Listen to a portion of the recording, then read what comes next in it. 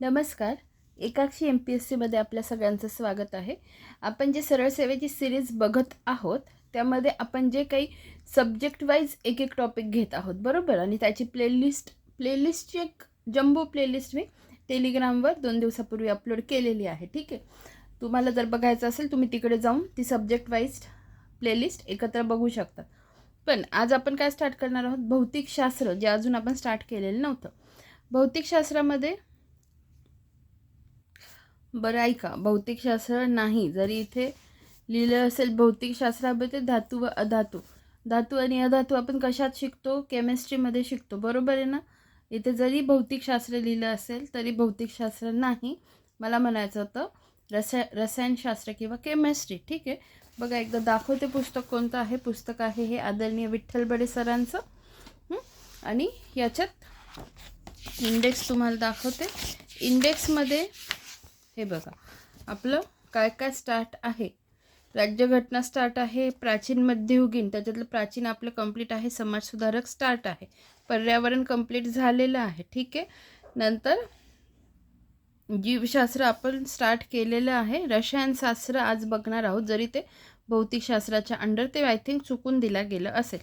नंतर संकीर्ण आपण मध्ये मध्ये घेत असून चालू घडामोडी आपलं झालेलं आहे. ठीक आहे, तर मग आज आपण बघणार आहोत, बघा इथे दिसतंय तुम्हाला रसायनशास्त्र केमिस्ट्री. तर केमिस्ट्रीमध्ये आपल्याला हे बघायचं आहे. तर आजचा जो चॅप्टर आहे धातू अधातू, ठीक आहे, खूप महत्त्वाचं आहे. तर आणि हे लेक्चर जे आहे हे जरी सरळ सेवेचं असेल तरी मी खूप व्यवस्थित स्टडी करून बाकीच्या गोष्टी पण माहिती आणून हे लेक्चर सगळ्यांसाठी खूप महत्त्वाचं आहे. ठीक आहे, तर मग फक्त सरळ सेवेच्या विद्यार्थ्यांनीच नाही तर ज्यांना कोणाला सायन्स हा टॉपिक असतो किंवा सायन्स ज्यांना करायचा असतो, ज्यांना सायन्स अवघड जातो, त्या सगळ्यांनीच हा टॉपिक बघायचा आहे. कारण हा टॉपिक करताना मी रेफरन्स बुक म्हणून 2 पुस्तकं वापरते आहे. एक तर आदरणीय डॉक्टर सचिन भस्के सरांचं एक पुस्तक मी सोबतच ठेवलं आहे. ठीक आहे, आणि दुसरं एक आहे जे कंबाईन गट ब आणि घटकपूर्व परीक्षेच्या जे PYQ ॲनालिसिस आहे ज्ञानदीप अकॅडमीचं, असे 2 अजूनही बुक्स आहे, पण एवढे सफिशियंट आहे. ठीक आहे, वेळोवेळी मी तुम्हाला सचिन भस्के सरांचं पुस्तक पण दाखवत जाणार आहे. ठीक आहे, आणि याच्यात जे काही आहे हे खूप महत्त्वाचं आहे, त्यामुळे सगळ्या टाईपच्या विद्यार्थ्यांनी हे लेक्चर बघा, खूप महत्त्वाचं आहे, तुम्हाला कळेल. इथे भौतिकशास्त्र लिहिलं आहे ते जाऊ द्या, पण धातू अधातू आपण बघणार आहोत. तर बघा, धातू हे डॅश डॅश या अवस्थेत असतात. तर कोणत्या अवस्थेत असतात मला सांगा. धातू आणि अधातू आपण लहानपणापासून शिकतो, बरोबर. धातू आणि अधातू, एखादा धातू घेतला आणि एखादा अधातू घेतला आणि त्यांच्यातले जे फीचर्स असतात ते आपल्याला माहिती पाहिजे असतात. आपण काय शिकतो की धातू हे काय असतात, स्थायू अवस्थेत असतात, पण कधी कक्ष तापमानाला स्थायू अवस्थेत असतात. नंतर त्यांना चकाकी असते, नंतर तन्यता आणि वर्धनीयता हे गुण त्यांच्यात असतात. नंतर नादमयता त्यांच्यात असते, म्हणजे त्यांच्यावर जर आपण कशाने म्हणजे एखाद्या त्यांच्यावर जर आपण नादमयता म्हणजे त्याच्यावर जर आपण काही कठीण वस्तूने आघात केला तर त्याच्यातून आवाज निघतो, बरोबर. तर असे धातूचे गुणधर्म आहेत आणि त्याच्या विरुद्ध धातूचे असतात.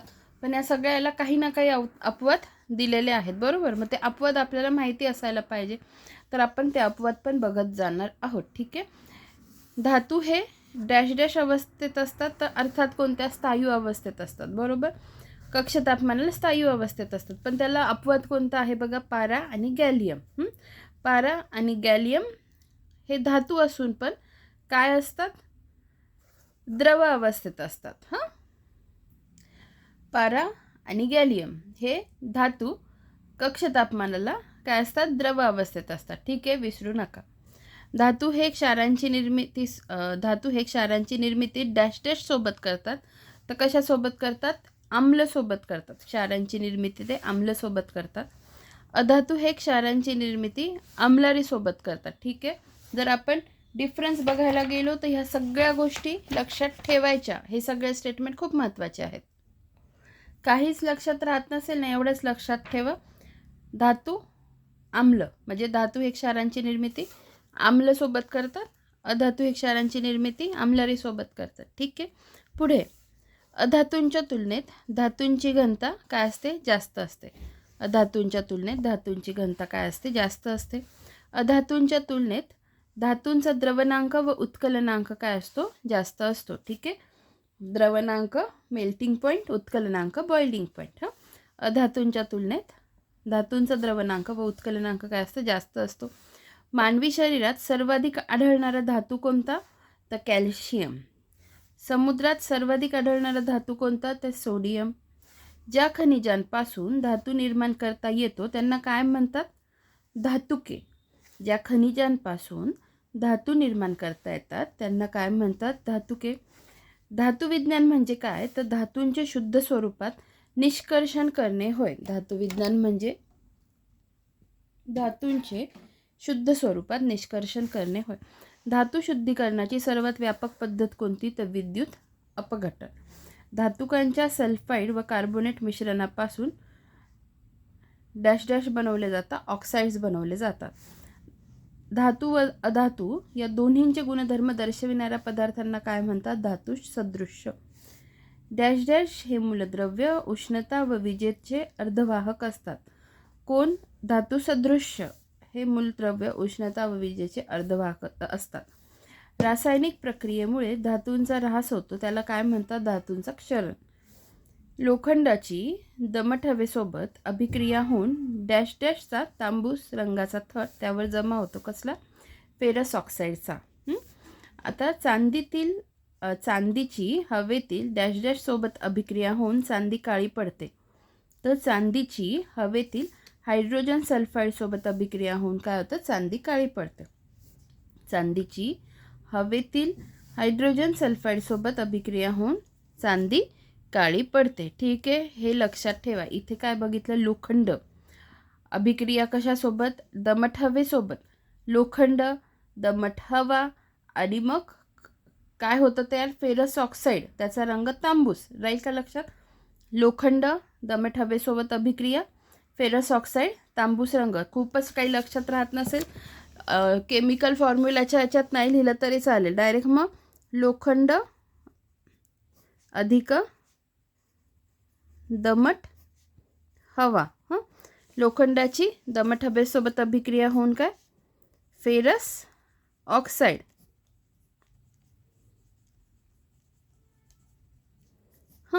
आणि इथे वाटल्यास तांबूस असं तुम्ही लिहू शकतात. म्हणजे तुम्हाला समजा रिव्हिजन करायची असेल तेव्हा. तसंच इथे काय? चांदी प्लस हवा म्हणजे चांदीची हवेतील काय? हायड्रोजन सल्फाईडसोबत अभिक्रिया होऊन काय होतं? चांदी काय पडते? काळी पडते. उद्या दिलं तांबूस पडते, पिवळी पडते, निळी पडते, हिरवी पडते. काय राहील?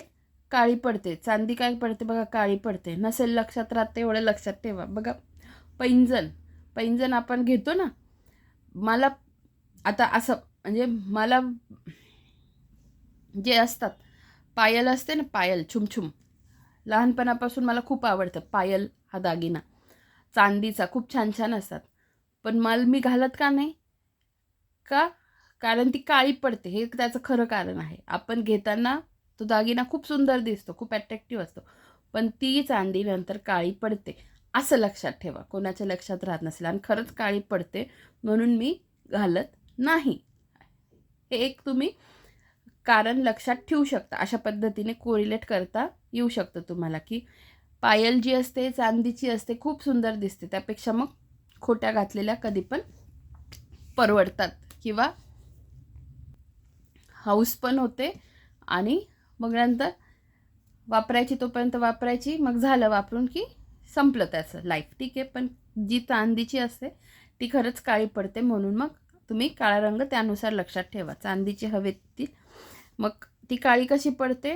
तर हायड्रोजन सल्फाईडसोबत त्याची अभिक्रिया होते आणि चांदी काळी पडते. ठीक आहे. पुढे बघा, क्षरण प्रतिबंधाच्या कोणत्या प्रक्रियेतील लोखंडावर क्षरण प्रतिबंधाच्या कोणत्या प्रक्रियेत लोखंडावर जास्त क्रियाशील जस्ताचा पातळ थर दिला जातो, तर ती प्रक्रिया काय? गॅल्व्हनायझेशन. आता उद्या विचारलं गॅल्व्हनायझेशन म्हणजे काय? गॅल्व्हनायझेशन तर काय असतं त्याच्यात? लोखंड जो असतो ना त्याच्यावर काय करतात? जस्ताचा थर देतात. एवढं लक्षात ठेवा. गॅल्व्हनायझेशन याच्यावर कंबाईनला प्रश्न आलेले आहेत. गॅल्व्हनायझेशन म्हणजे काय? तर ते क्षरण रोखण्यासाठी, लोखंडाचं क्षरण रोखण्यासाठी त्याच्यावर काय करतात? जस्ताचा पातळ थर दिला जातो, याला म्हणतात गॅल्व्हनायझेशन. वाचते पुन्हा.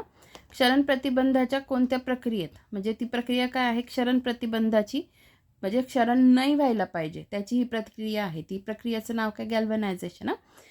प्रक्रियेत लोखंडावर जास्त क्रियाशील जस्ताचा पातळ थर दिला जातो, हे तुम्ही लक्षात ठेवा. गॅल्व्हनायझेशन. ठीक आहे. आता पुढे बघा. तांबे व पितळाचे गंजण्यापासून संरक्षण करण्यासाठी त्यांच्यावर वितळलेल्या कथिलाचा थर दिला जातो, त्याला काय म्हणतात? कलही करणे.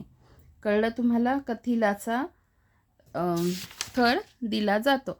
आता कथिल म्हणजे काय? तर कथिल म्हणजे टीन. इथे लक्षात ठेवा. टीन आणि त्याची संज्ञा काय आहे? SN. या गोष्टी सगळ्या लक्षात ठेवा. टीन SN.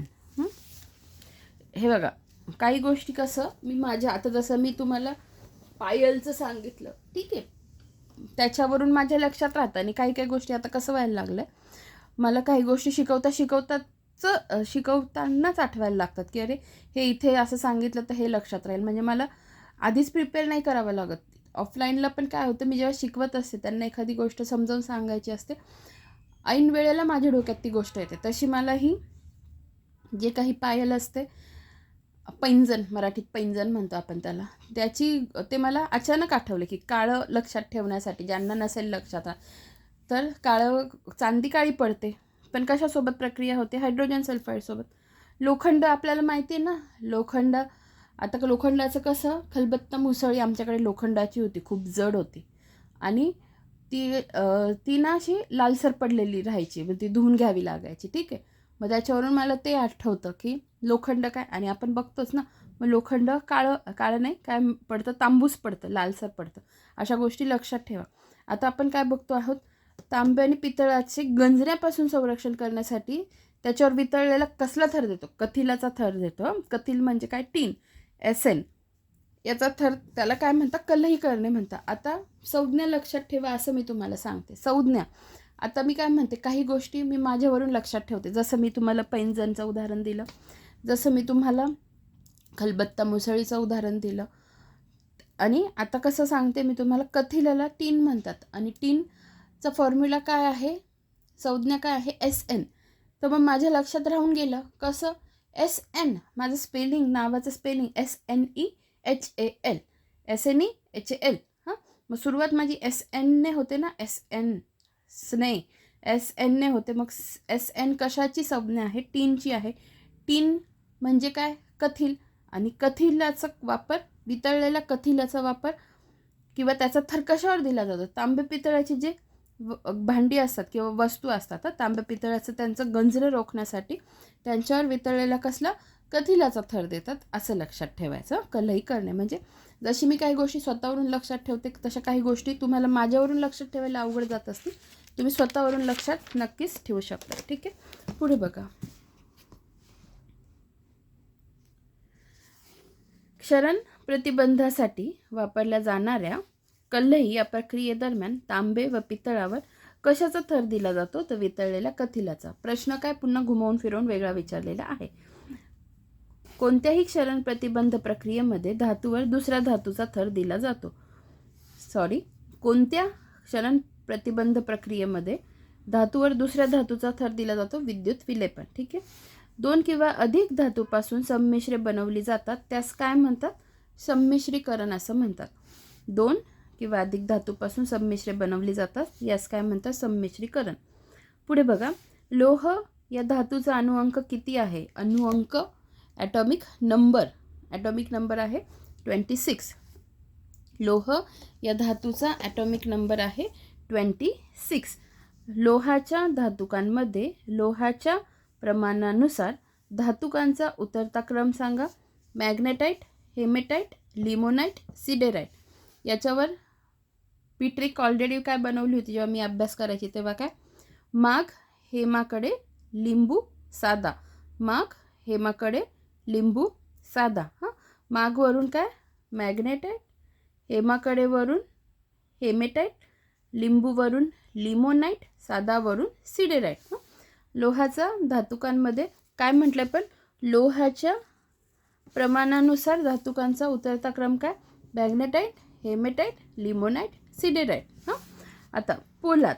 पोलाद हे संमिश्र कोणत्या दोन धातूंपासून बनले आहे तर लोह व कार्बन. आता बघा या गोष्टी खूप महत्त्वाच्या आहेत ज्याच्यावर ना कंबाईनला तर 100% प्रत्येक वेळेस प्रश्न येतो. राज्यसेवेलाही प्रत्येक वेळेस प्रश्न आलेला आहे. तर मग माझं सांगण्याचं तात्पर्य काय किंवा मला सांगायचं काय आहे हे नीट जरा मन लावून करा. आता काहींसाठी ट्रिक देते आणि काहींसाठी मी तुम्हाला थोडंसं लॉजिक लावायला सांगते कसं. आता बघा पोलाद जिथे जिथे स्टील येईल ना, for example stainless steel, tungsten steel, manganese steel, जिथे जिथे स्टील येईल त्याच्यात आयन आहे हे 100% तुम्ही लक्षात ठेवायचं. हां, मग आयन जिथे जिथे स्टील हा शब्द येईल तर त्याच्यात आयन 100% आहे आणि प्लस बाकीच्या गोष्टी पण आहेत हे लक्षात ठेवायचं. तर पोलाद, पोलाद म्हटलं त्याला इंग्लिशमध्ये स्टील म्हणतात. पोलाद हे संमिश्र कोणत्या दोन धातूंपासून बनलं आहे लोह व कार्बन. याच्यात कार्बन जे आहे ना त्याची मात्रा खूप कमी आहे. मी इथे लिहिलं आहे बघा, कमी मात्रा असते. मग लोह आणि फक्त कार्बन. पोलाद छोटा शब्द आहे ना, पोलाद. स्टील छोटा शब्द आहे ना, मग दोनच गोष्टी लोह व कार्बन, आयन आणि कार्बन एवढंच लक्षात ठेवा पोलाद. पण स्टेनलेस स्टील हे कशाचे संमिश्र आहे जे जंगरोधी आहे.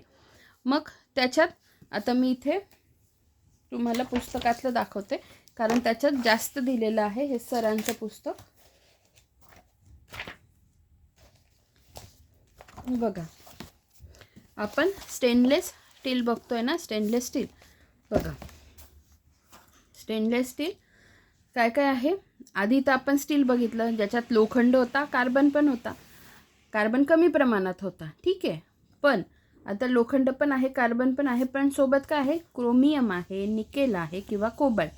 यात कार्बनमुळे काय होतं कठीणता येते व निकेल क्रोमियममुळे काय येतं चकाकी येते. लक्षात राहील. कार्बन कठीण क वरून कार्बनमुळे काय येतं कठीणपणा येतो. निकेल आणि क्रोमियममुळे काय येते चकाकी येते. एवढं लक्षात ठेवा.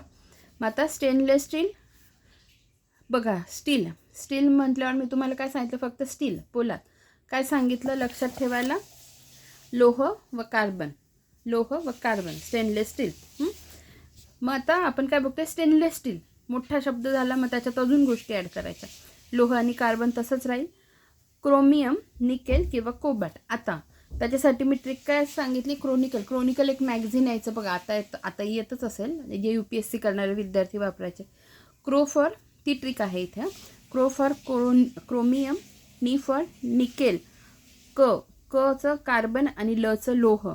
क्रोनिकल क्रोमियम, निकेल, कार्बन आणि लोह किंवा कोबाल्ट लिहिलं तरी चालेल किंवा कोबाल्ट इथे दिलं ना. कार्बनमुळे कठीणता व निकेल क्रोमियममुळे चकाकी. झालं हे. आता पुढे बघा.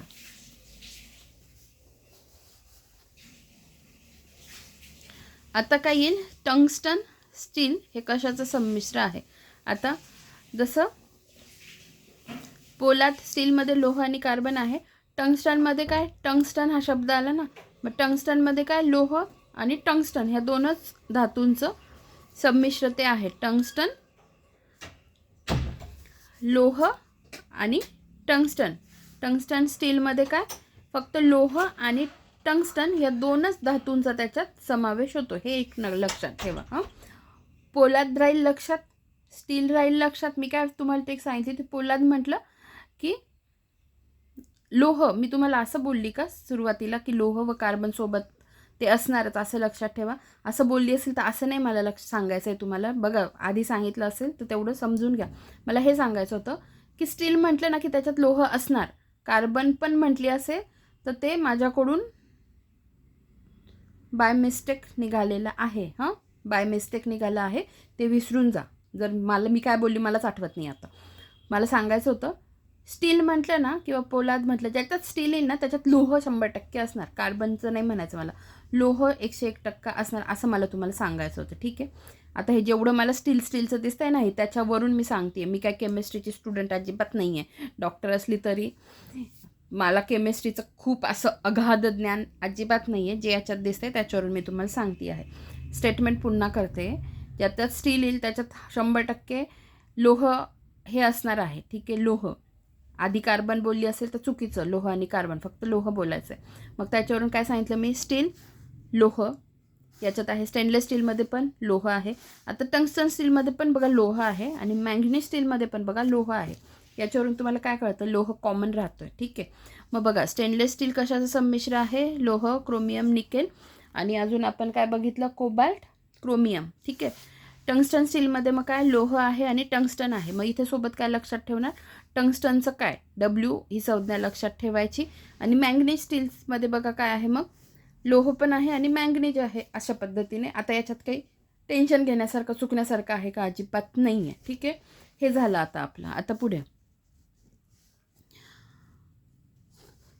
धातूला ठोकल्याने त्याचा पातळ पत्रा होतो. या गुणधर्माला काय म्हटले जाते, तर वर्धनीयता, मेलिएबिलिटी.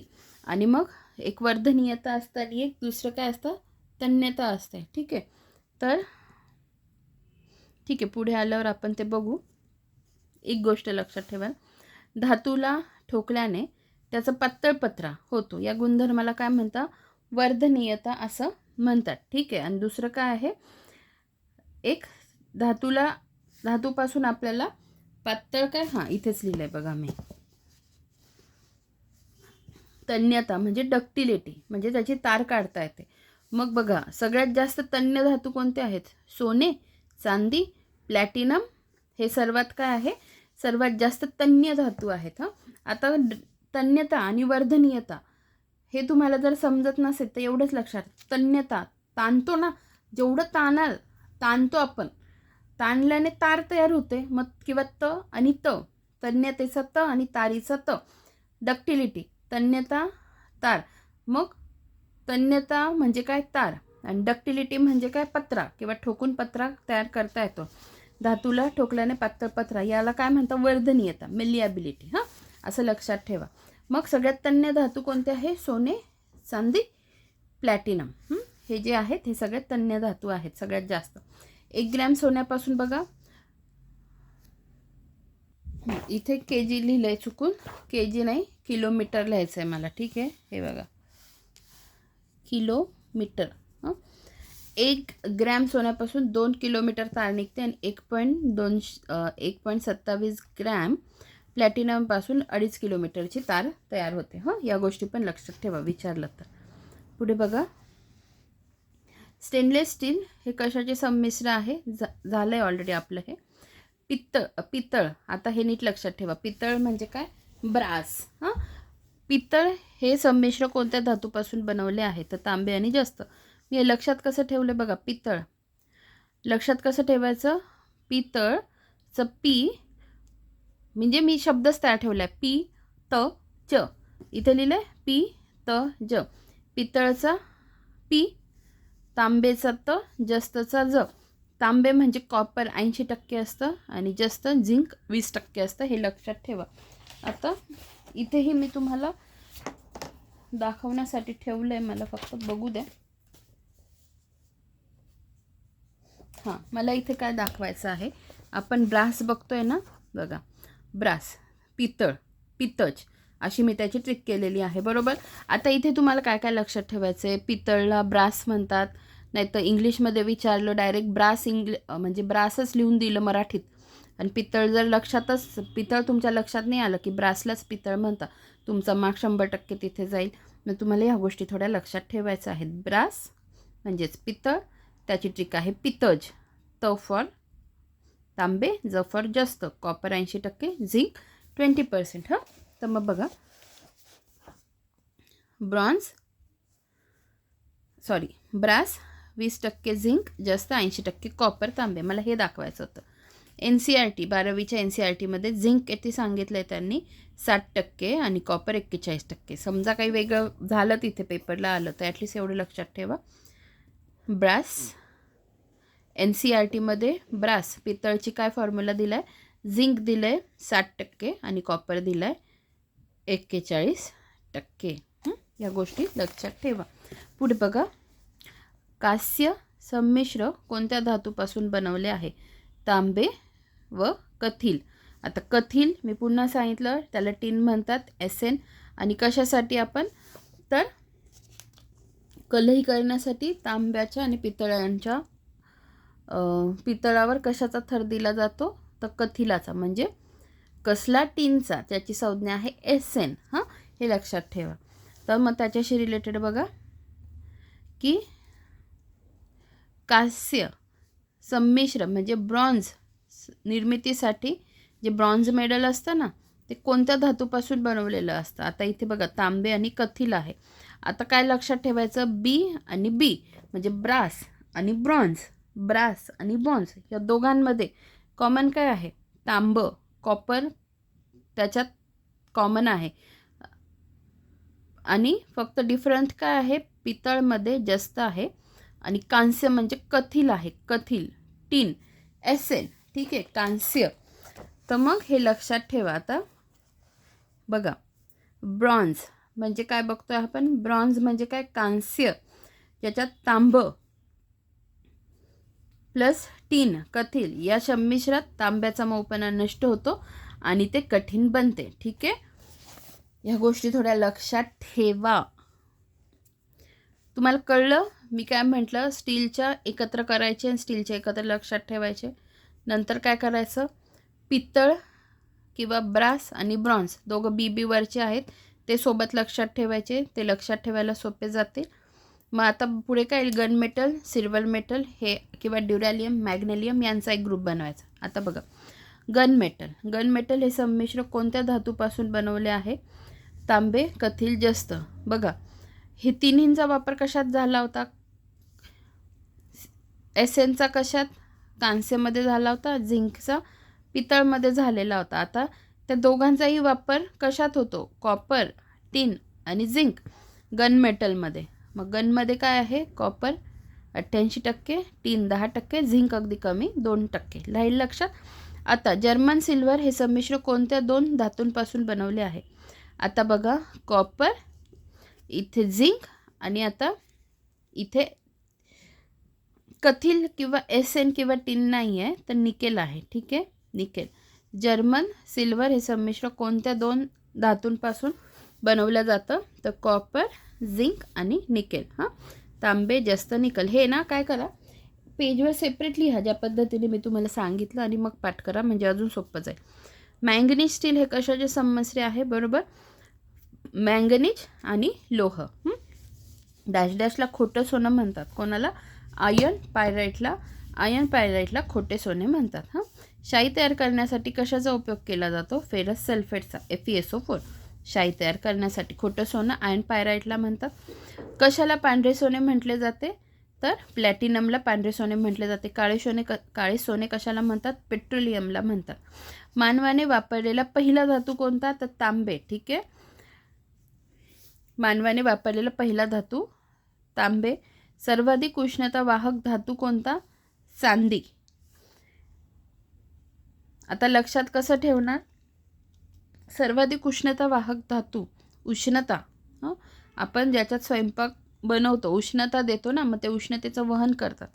मग आपण चांदीची भांडी वापरतो का स्वयंपाक करायला, एवढी महाग नाही वापरणार ना. मग त्याच्यावरून लक्षात ठेवा की सर्वाधिक उष्णता वाहक धातू चांदी आहे, पण आपण चांदीची भांडी स्वयंपाकात नाही वापरत. अशा पद्धतीने कोरिलेट करून लक्षात ठेवा. ठीक आहे, चांदी. सर्वाधिक उष्णता वाहक धातू कोणता, चांदी. मानवाने सर्वात पहिले बनवलेले संमिश्र कोणते, कांस्य. ठीक आहे, म्हणजे काय, ब्रॉन्झ मेडल. त्याच्यात मी काय सांगितलं काय आहे, तर तांबं आणि कथील. हे नीट लक्षात ठेवा. ज्या काळात तांब्याचा शोध लागून सर्वाधिक वापर झाला त्या काळाला काय म्हणतात, ताम्रयुग म्हणतात. डॅश डॅशचा उपयोग मूत्रातील ग्लुकोज मोजण्यासाठी करतात, कॉपर सल्फेटचा. आता नीट लक्षात ठेवा, याच्यापूर्वी आलं होतं फेरस सल्फेट शाई तयार करण्यासाठी, कॉपर सल्फेट युरिनमधलं जे ग्लुकोज आहे ते मोजण्यासाठी, CuSO4. हां, पुढे क्विक सिल्वर म्हणजे काय, तर पारा, मर्क्युरी. क्विक सिल्वर म्हणजे पारा. पुढे बघा, ॲल्युमिनियमची निर्मिती कशापासून केली जाते, अर्थात बॉक्साईटपासून. नंतर बेअर्स प्रोसेस. बेअर्स प्रोसेस ही ॲल्युमिनियमची निर्मितीची प्रोसेस आहे. याच्या व्यतिरिक्तही अजून प्रोसेस आहेत ज्या एकत्र करून मी तुम्हाला लिहून देईल. आधी सध्या लक्षात ठेवा बेअर्स प्रोसेस. कोणत्या प्रक्रियेने बॉक्साईटपासून उच्च तापमान व उच्च दाबाने ॲल्युमिनियमची निर्मिती केली जाते, तर ती प्रोसेस आहे बेअर प्रक्रिया, बेअर्स प्रोसेस. आता बघा, ड्युरॅलियम आणि मॅग्नेलियम. आता ड्युरॅलियम हे संमिश्र कोणत्या धातूपासून बनले आहे ते लक्षात ठेवा. ॲल्युमिनियम तर असणारच.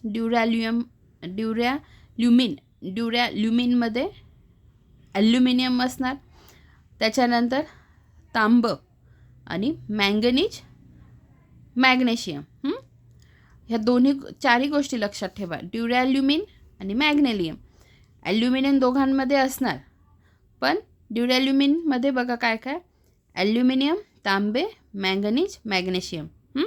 नंतर मॅग्नेलियममध्ये काय असणार, ॲल्युमिनियम आणि मॅग्नेशियम. मॅग्नेलियम म्हणजे काय, त्याच्यातच उत्तर येतं ना, मॅग्नेलियम म्हणजे मॅग्नेशियम आणि ॲल्युमिनियम. ठीक आहे. पारा या धातूची संज्ञा काय आहे, Hg. लक्षात नसेल राहत तर कसं लक्षात ठेवणार, BP ॲपरेटसमध्ये स्पिग्मोमॅनोमीटर म्हणतो आपण त्याला इंग्लिशमध्ये.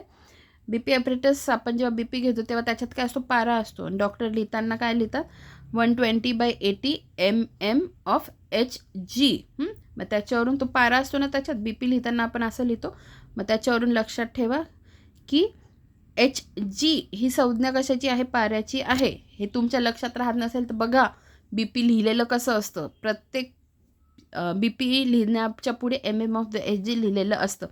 मग त्याच्यावरून Hg ही संज्ञा कशाची आहे, पाऱ्याची आहे असं लक्षात ठेवा. पारा या धातूचा अणुअंक किती आहे, 80. याच्यापूर्वी आपण कसला अणुअंक पाहिला, लोहाचा, जो किती होता, 26. पाऱ्याचा किती आहे, 80. थर्मामीटरमध्ये कोणता धातू असतो, पारा. कोणता धातू लोखंडाचे गंजणे रोखतो, झिंक. आपण याचं गॅल्वनायझेशन बघितलं होतं बघा, की त्याचं क्षरण रोखण्यासाठी जास्ताचा पातळ थर त्याच्यावर दिला जातो. मग इथे प्रश्न वेगळ्या अँगलने काय विचारला, कोणता धातू लोखंडाचं गंजणं रोखतो, झिंक. ॲल्युमिनियम हे कोणत्या खनिजापासून बनवला जातो, बॉक्साईट. ॲल्युमिनियम हे कोणत्या खनिजापासून बनवले जाते, बॉक्साईट. सोने या धातूची रासायनिक संज्ञा काय, Au. नसेल लक्षात राहत तर लक्षात कसं, Au, ऑसम गोल्ड. ऑसम ह्या शब्दावरून Au. आणि आपण कसं म्हणतो, वाह काय सुंदर आहे, किंवा ऑसम. इंग्लिशमध्ये ऑसम म्हणतो ना आपण, बऱ्याच छान जे चांगल्या गोष्टी असतात त्यांना ऑसम. तर मग त्या Au वरून ऑसम काय आहे, पण ऑसम काय आहे, गोल्ड आहे. त्याच्यावरून गोल्डची संज्ञा काय आहे, Au आहे. भांड्यांना कलई करण्यासाठी कोणत्या धातूचा वापर केला जातो, आपण आधीच बघितलं, कथिल, ज्याला काय म्हणतो, टीन, ज्याची संज्ञा आहे Sn. पारा या धातूची घनता किती आहे, 13.5 gram per ml. 13.5 gram per ml. ठीक आहे, घनता. नंतर पारा या धातूचे प्रमुख धातू कोणते, तर सिन्नाबार. पाऱ्याचा द्रवणांक किती असतो, मायनस. बघा, melting point of Hg is very low. हे नीट लक्षात ठेवा, मायनसमध्ये आहे, -39 अंश किंवा डिग्री सेल्सिअस. आणि गुगल मी केलं होतं त्याच्यात बघा, -38.83 डिग्री सेल्सिअस. आणि फॅरेनहाईटमध्ये बघायचं असेल 37.89 डिग्री फॅरेनहाईट. लक्षात ठेवा, -39 डिग्री सेल्सिअस. पाऱ्याचा उत्कलनांक, बॉइलिंग पॉईंट 356 अंश सेल्सिअस उत्कलनांक. पारा व इतर धातूंच्या संमिश्राला काय म्हणतात, पारद संमिश्र किंवा ॲमॅलगम. नंतर आम्लराज हे कोणत्या आम्लाचे मिश्रण आहे, तर नायट्रिक आम्ल व हायड्रोक्लोरिक आम्ल. नीट लक्षात ठेवा, आम्लराज हे कोणत्या आम्लांचं मिश्रण आहे, नायट्रिक आम्ल व हायड्रोक्लोरिक आम्ल. याच्यात किती गोष्टी लक्षात ठेवण्याच्या सारख्या आहे बघा. पुढचाच प्रश्न त्याच्याशी रिलेटेड आहे. आम्लराज या मिश्रणामध्ये नायट्रिक आम्ल व हायड्रोक्लोरिक आम्ल यांच्या मिश्रणाचे प्रमाण किती, तर बघा, एक तर आता एकाच 3 प्रमाण आहे, पण मी काय सांगते ते नीट लक्षात ठेवा. नायट्रिक आम्लाची संज्ञा माहिती पाहिजे, फॉर्म्युला HNO3, हायड्रोक्लोरिक आम्लाची HCl. मग त्यांचं कॉम्बिनेशन माहिती पाहिजे, नायट्रिक आम्ल म्हणजे आणि हायड्रोक्लोरिक आम्ल यांचं एकाच 3 किंवा उलटं दिलं HCl आणि HNO3 यांचं काय प्रमाण असतं, तर 3:1 जे आधी असेल. कशा पद्धतीने प्रश्न विचारला आहे ते नीट लक्षात ठेवा. HNO3 1, हायड्रोक्लोरिक आम्ल 3, अशा पद्धतीने नीट लक्षात ठेवा. पुढे डॅश डॅशमध्ये सोने व प्लॅटिनम सारखे मौल्यवान धातू विरघळू शकतात. कशात? आम्लराजमध्ये. काच निर्मितीचा प्रमुख कच्चा माल कोणता? सिलिका. डॅश डॅश ही रोजच्या वापरातील साधारण काच आहे, तर सोडा लाईम काच. सोडा लाईम काच ही रोजच्या वापरातील साधारण काच आहे. तर अशा पद्धतीने आपण बघा धातू हा टॉपिक आपण आज घेतलेला आहे. अर्धा तासाच्या पुढे लेक्चर गेलेला आहे. मला अजिबात वाटलं नव्हतं मोठं लेक्चर होईल म्हणून, पण मी पण सकाळपासून प्रिपेअर करत होती. ठीक आहे, मध्ये कामं येतात, बाकीच्या गोष्टी बघाव्या लागतात, पण 35 मिनिटाचं लेक्चर माझ्या दृष्टीने मोठं वाटलं मला हे. पण ह्या सगळ्या गोष्टी खूप महत्त्वाच्या आहेत, ज्या मी तुम्हाला जीव तोडून सांगत होते. ठीक आहे, तर मग आपण पुढच्या व्हिडिओमध्ये भेटूया. धन्यवाद.